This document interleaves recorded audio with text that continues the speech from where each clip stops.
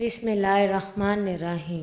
अस्सलाम वालेकुम मोअज़्ज़िज़ नाज़रीन, दीन अलजोफ़ इस्लाम में आपको खुश आमदीद। नाज़रीन मोहतरम, आज हम आपको दज्जाल का वाक़या बताएंगे कि दज्जाल को किन सहाबी ने देखा और दज्जाल इस वक्त कहाँ मौजूद है। नाज़रीन मोहतरम, वीडियो शुरू करने से पहले आप तमाम दोस्तों से गुजारिश है कि वीडियो को लास्ट तक ज़रूर देखें। वीडियो अच्छी लगी तो कमेंट बॉक्स में अपनी राय का इजहार ज़रूर कीजिएगा और इस चैनल पर नए आने वाले दोस्तों से गुजारिश है कि चैनल को सब्सक्राइब ज़रूर कर लें और बेल आइकन को प्रेस करना मत भूलें ताकि हमारा हर नोटिफिकेशन आपको टाइम पर मिल सके। नाज़रीन मोहतरम, क़यामत तब तक कायम नहीं होगी जब तक दज्जाल का ज़हूर नहीं होगा। नाज़रीन मोहतरम, नबी करीम सल्लल्लाहु अलैहि वसल्लम ने फरमाया कि क़यामत उस वक्त तक कायम ना होगी जब तक ईसा बिन मरियम नाजिल ना होंगे और वह दज्जाल और खंजीर को कत्ल करेंगे, सलीब को तोड़ेंगे, माल आम हो जाएगा और जजिया को साक़त कर देंगे और इस्लाम के अलावा कोई और दीन कबूल ना किया जाएगा। नाज़रीन मोहतरम, उस ज़माने में अल्लाह ताला इस्लाम के सिवा सब मज़ाहिब को ख़त्म कर देगा और सजदा सिर्फ अल्लाह वाहदा के लिए होगा। नाज़रीन मोहतरम, हज़रत फ़ातिमा बिनते कैस रज़ी अल्लाह ताला अन्हा फरमाती हैं कि एक दिन मैं रसूल सल्लल्लाहु अलैहि वसल्लम के मौज़िन की आवाज़ सुनकर मस्जिद पहुंची और फिर मैंने रसूल करीम सल्लल्लाहु अलैहि वसल्लम के साथ नमाज अदा की। हज़ूर नबी करीम सल्लल्लाहु अलैहि वसल्लम जब नमाज से फारिग हुए, नमाज से फारिग होने के बाद मिंबर पर तशरीफ़ फरमा हुए। उस वक्त आप सल्लल्लाहु अलैहि वसल्लम के लबों पर मुस्कुराहट खेल रही थी। आप सल्लल्लाहु अलैहि वसल्लम ने फरमाया कि जिस शख्स ने जहाँ नमाज पढ़ी है वहीं बैठा रहे। फिर फरमाने लगे कि क्या तुम लोग जानते हो कि मैंने तुम्हें क्यों जमा किया है। सहाबा रज़ी अल्लाह तआला अन्हु ने अर्ज़ किया कि या रसूलल्लाह सल्लल्लाहु अलैहि वसल्लम, अल्लाह और उसके रसूल जानते हैं कि बेहतर क्या है और हमें किस लिए जमा किया गया है।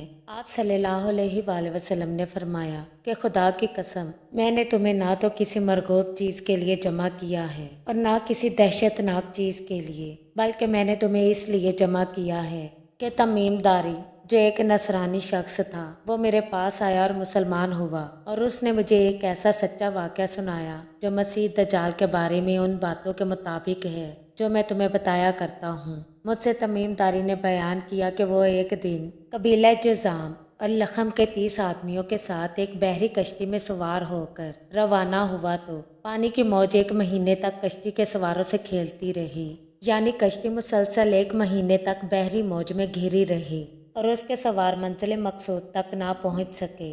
यहाँ तक कि उस मौज ने कश्ती को एक दिन गरूब आफ्ताब के वक्त एक जजीरे के करीब पहुंचा दिया और सारे सवार उन छोटी कश्तियों में जो बड़ी कश्ती के साथ थीं, उन कश्तियों में बैठकर उस जजीरे में पहुंच गए। वहां उन्हें एक ऐसा चौपाया मिला जो बहुत बालों वाला था। बालों की कसरत की वजह से उसका आगा पीछा मालूम नहीं होता था। लोग उसे देखकर बड़ी हैरत से कहने लगे कि तुझ पर अफसोस, तू कौन है और क्या चीज़ है। वो चौपाया कहने लगा कि मैं जासूस और खबर रसां हूँ, तुम लोग मेरे साथ उस शख्स के पास चलो जो देर में है, क्योंकि उसे तुम्हारी खबरें सुनने का बहुत शौक है। तमीम दारी रज़ी अल्लाह तआला अन्हु कहने लगे कि या रसूलल्लाह सल्लल्लाहु अलैहि वसल्लम, जब उस चौपाए ने हमसे एक शख्स का जिक्र किया तो हमें बड़ा डर लगा कि वो शख्स कहीं इंसान की शक्ल सूरत में शैतान ना हो। तमीम दारी रज़ी अल्लाह तआला अन्हु फरमाते हैं कि हम तेज़ी के साथ चल पड़े और जब देर में दाखिल हुए तो क्या देखते हैं कि वहाँ एक सबसे बड़े डेल डोल वाला और नहायत ही खौफनाक आदमी मौजूद है। आप रज़ी अल्लाह तआला अन्हु फरमाने लगे, या रसूलल्लाह सल्लल्लाहु अलैहि वसल्लम, उस जैसी शक्ल सूरत का आदमी हमने उससे पहले कभी नहीं देखा था।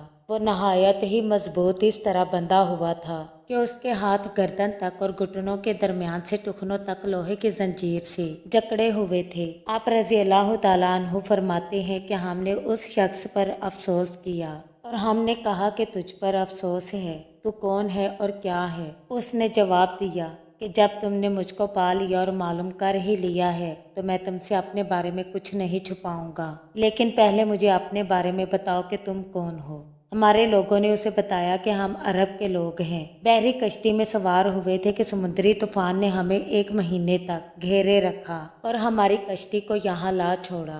हम इस जजीरे पर उतर गए। यहाँ हमें एक बालों वाला चौपाया मिला और उसने कहा कि मैं जासूस हूँ, तुम लोग उस शख्स के पास जाओ जो देर में मौजूद है। चुनाचे हम बड़ी तेजी से तुम्हारे पास चले आए।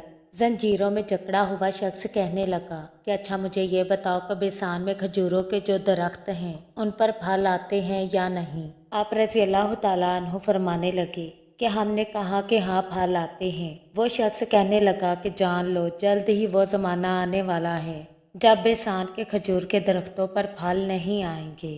वो शख्स कहने लगा कि आप मुझे बहीरा तिब्रिया के बारे में बताओ कि उसमें पानी है या नहीं। आप रज़ी अल्लाह तआला अन्हु कहते हैं कि हमने कहा कि उसमें तो बहुत ज़्यादा पानी है। वो शख्स कहने लगा कि अन करीब उसका पानी ख़त्म हो जाएगा।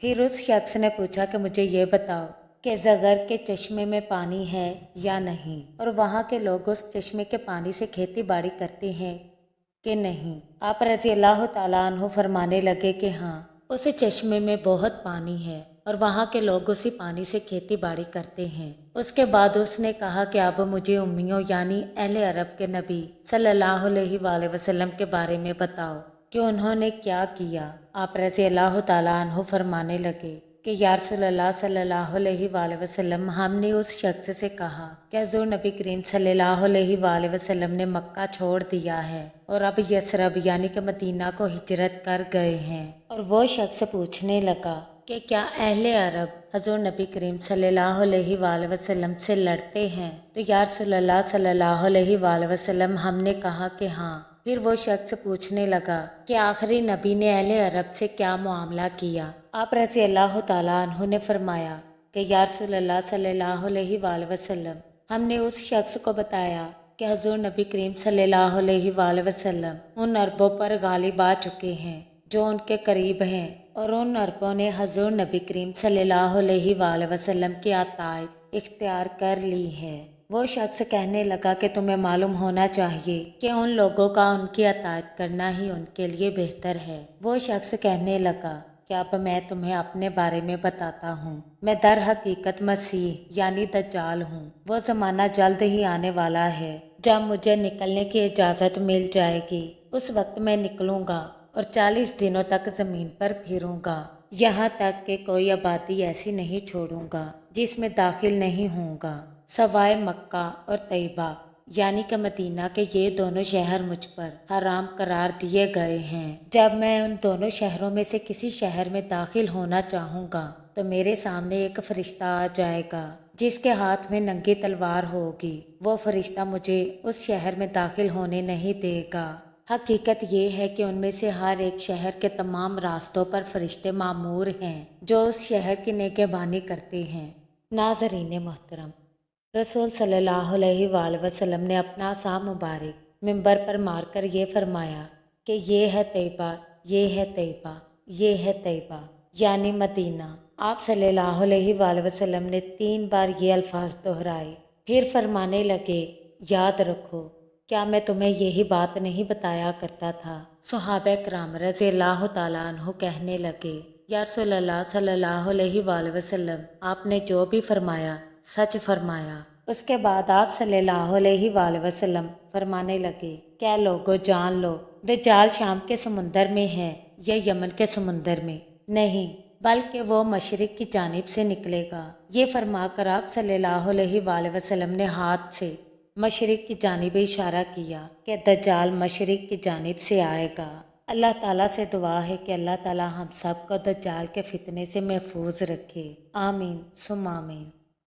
नाज़रीन मोहतरम, हज़रत नवाज बिन समान रज़ी अल्लाह तआला अन्हु फरमाते हैं कि एक दिन रसूल सल्लल्लाहु अलैहि वसल्लम के साथ हम सब बैठे हुए थे कि आप सल्लल्लाहु अलैहि वसल्लम ने दज्जाल का जिक्र किया और आप सल्लल्लाहु अलैहि वसल्लम फरमाने लगे कि अगर दज्जाल निकले और मैं तुम लोगों के दरमियान मौजूद हुआ तो मैं दज्जाल से तुम्हारे सामने झगड़ा करूँगा और दज्जाल पर गालिब आऊँगा। और अगर दज्जाल उस वक्त निकला जब मैं ना हुआ तो फिर तुम में से हर शख्स अपनी ज़ात की तरफ से उससे झगड़ने वाला होगा। آپ صلی اللہ علیہ وآلہ وسلم نے فرمایا، اور میرا وکیل اور خلیفہ ہر مسلمان کے لیے اللہ تعالیٰ ہے۔ آپ صلی اللہ علیہ وآلہ وسلم نے فرمایا، دجال جوان ہوگا، اس کے بال گھنگریالے ہوں گے اور اس کی آنکھ پھولی ہوگی۔ آپ صلی اللہ علیہ وآلہ وسلم نے فرمایا کہ میں اس کو قطن کے بیٹے عبدالعزیٰ سے تشبیہ دیتا ہوں۔ آپ صلی اللہ علیہ وآلہ وسلم نے فرمایا کہ تم میں سے جو شخص اس کو پائے، اس کو چاہیے کہ وہ اس کے سامنے سورۃ الکہف کی ابتدائی آیتیں پڑھے، کیونکہ وہ آیتیں تمہیں دجال کے فتنے سے محفوظ رکھیں گی۔ آپ صلی اللہ علیہ وآلہ وسلم فرمانے لگے کہ یاد رکھو، دجال اس راستے سے نمودار ہوگا جو شام اور عراق کے درمیان واقع ہے، اور دائیں بائیں فساد پھیلائے گا۔ آپ صلی اللہ علیہ وآلہ وسلم فرمانے لگے کہ اے اللہ کے بندو، تم ثابت قدم رہنا اور اپنے دین پر مضبوطی سے قائم رہنا۔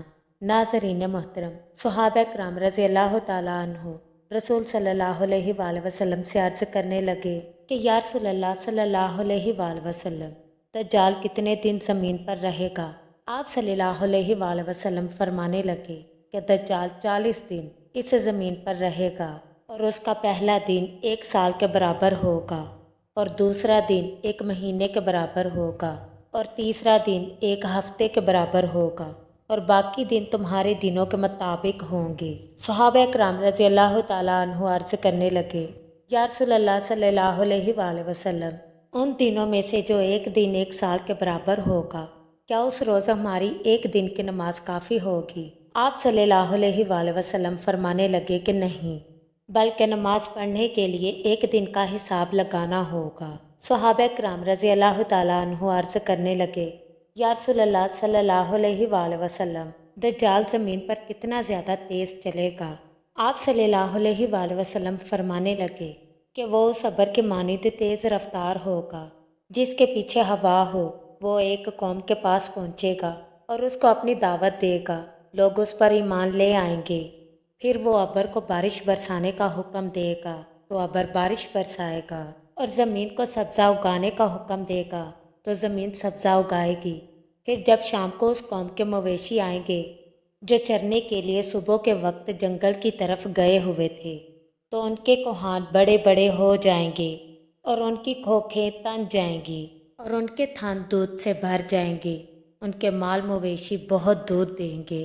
پھر اس کے بعد دجال ایک اور قوم کے پاس پہنچے گا اور ان کو اپنی دعوت دے گا، لیکن اس قوم کے لوگ اس کی دعوت کو رد کر دیں گے، اور دجال ان کے پاس سے چلا جائے گا۔ پھر اس قوم کے لوگ قحط اور خشک سالی کا شکار ہو جائیں گے، یہاں تک کہ وہ مال و اسباب سے بالکل تہی دست ہو جائیں گے۔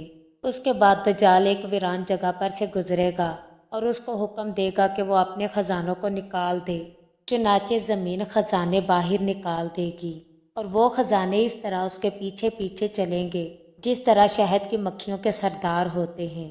پھر دجال ایک شخص کو جو جوانی سے بھرپور ہوگا اپنی طرف بلائے گا، اور وہ انکار کر دے گا۔ پھر دجال اس پر تلوار کا ایسا وار کرے گا کہ اس کے 2 ٹکڑے ہو جائیں گے، جیسا کہ تیر نشانے پر پھینکا جاتا ہے۔ اس کے بعد دجال اس نوجوان کے جسم کے ان ٹکڑوں کو بلائے گا، اور وہ زندہ ہو کر دجال کی طرف متوجہ ہوگا۔ اس وقت اس کا چہرہ نہایت حشاش بشاش، روشن اور کھلا ہوا ہوگا، اور اس وقت دجال کی فریب کاریاں عروج پر ہوں گی۔ اللہ تعالیٰ سے دعا ہے کہ اللہ تعالیٰ ہم سب کو اپنے حفظ و ایمان میں رکھے، اور ہم سب کو دجال کے فتنے سے محفوظ رکھے۔ آمین ثم آمین۔